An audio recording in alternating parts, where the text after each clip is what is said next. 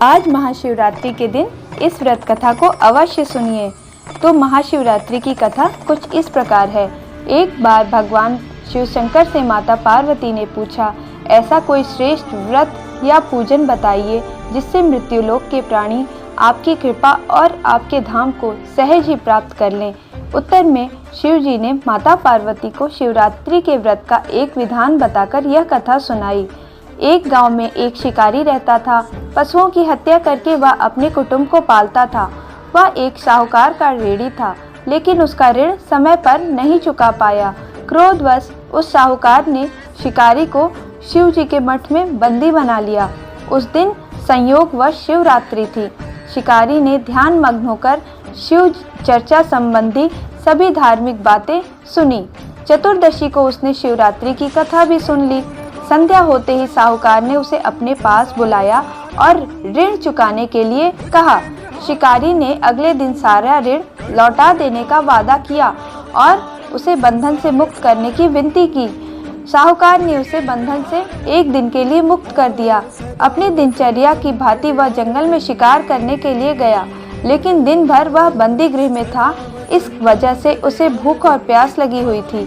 शिकारी शिकार करने के लिए एक तालाब के किनारे बेल के वृक्ष पर अपना पड़ाव बनाने लगा। बेल वृक्ष के नीचे एक प्राचीन शिवलिंग था, जो उस वक्त बेल पत्रों से ढका हुआ था।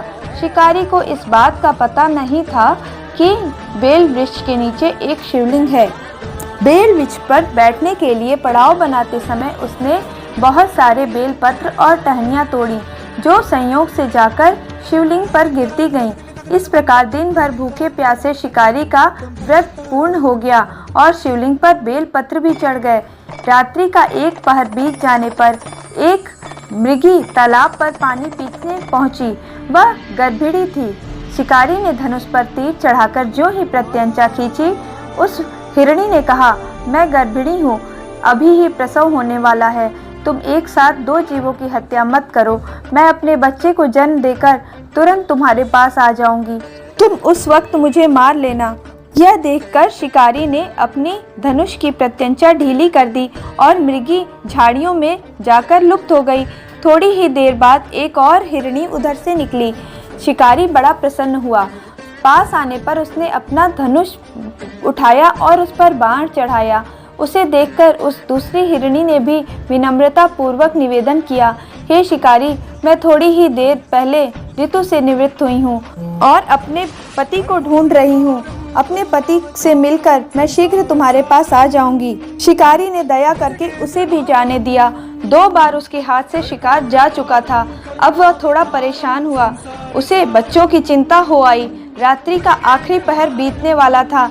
तभी एक अन्य हिरणी अपने बच्चों के साथ उधर से निकली। शिकारी के लिए यह बहुत ही अच्छा अवसर था। उसने धनुष पर तीर चढ़ाया और वह तीर छोड़ने ही वाला था कि वह हिरणी भी बोली, हे शिकारी, मैं इन बच्चों को इनके पिता के हवाले करके तुम्हारे पास लौट आऊंगी। बस इस समय मुझे छोड़ दो। इन बच्चों का क्या कसूर है? तब वह शिकारी हंसने लगा और हंसते हुए कहा, सामने आए हुए शिकार को मैं 2 बार छोड़ चुका हूँ। मैं ऐसा मूर्ख भी नहीं हूँ कि मैं बार बार अपना शिकार छोड़ता रहूं। मेरे भी बच्चे हैं जो भूख प्यास से घर पर तड़प रहे होंगे। उत्तर में उस हिरणी ने कहा, जैसे तुम्हें अपने बच्चों की चिंता सता रही है, वैसे ही मुझे भी अपने इन मासूम बच्चों की चिंता है। सिर्फ एक बार मुझे इन्हें इनके पिता के पास छोड़ लेने दो, उसके बाद मैं तुम्हारे पास चली आऊँगी। मेरा विश्वास करो, मैं इस बात की प्रतिज्ञा करती हूँ। उस हिरणी का दीन स्वर सुनकर शिकारी को उस पर भी दया आ गई। उसने उस हिरणी को जाने दिया। शिकार के अभाव में बेल वृक्ष पर बैठा शिकारी बेल पत्र तोड़ तोड़कर नीचे फेंकता जा रहा था।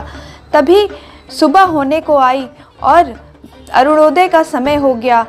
उसी समय एक हुष्ट पृष्ठ हिरण उधर से उसी रास्ते पर गुजरा। शिकारी ने सोचा, अब इसका शिकार तो वह अवश्य करेगा, चाहे जो भी हो जाए, क्योंकि पूरी रात्रि बीत चुकी थी और अब तो सुबह भी हो गई थी।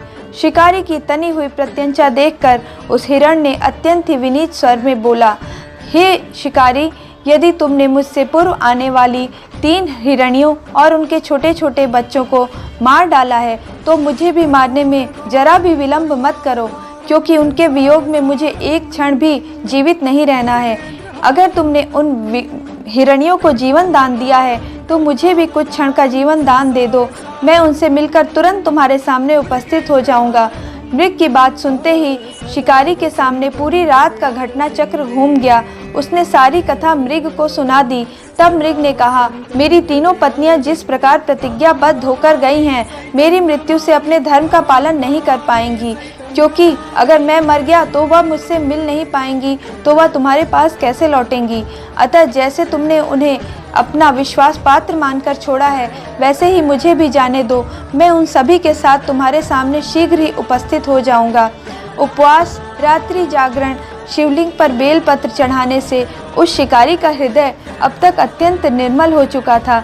सुबह की मंद मंद वायु बह रही थी और उसका हृदय परिवर्तित हो चुका था। उसमें भगवत शक्ति का वास हो गया था। धनुष तथा बाण उसके हाथ से सहज ही छूट गए। भगवान शिव की अनुकंपा से उसका हिंसक हृदय करुणा के भाव से भर गया। वह अपने अतीत के कर्मों को याद करके पश्चाताप में जलने लगा। थोड़ी ही देर बाद मृग का सारा परिवार शिकारी के समक्ष उपस्थित हो गया ताकि वह उनका शिकार कर सकें।